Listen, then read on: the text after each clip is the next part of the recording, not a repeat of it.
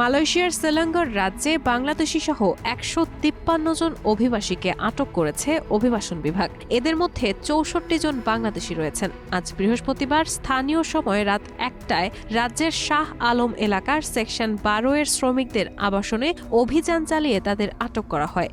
অভিযানে ৪০০ জন অভিবাসীর কাগজপত্র যাচাই বাছাই করে ১৯৬০ ও ৬৩ সালের অভিবাসন আইন অনুযায়ী ১৩৫ জন পুরুষ এবং ১৯ জন নারীকে আটক করা হয়। আটক হওয়া অবৈধ অভিবাসীদের মধ্যে বাংলাদেশি ৬৪ জন, ইন্দোনেশিয়ান ৫৬ জন, মিয়ানমারের ২৭ জন, নেপালের ৫ জন এবং ভারতের ১ জন নাগরিক রয়েছেন।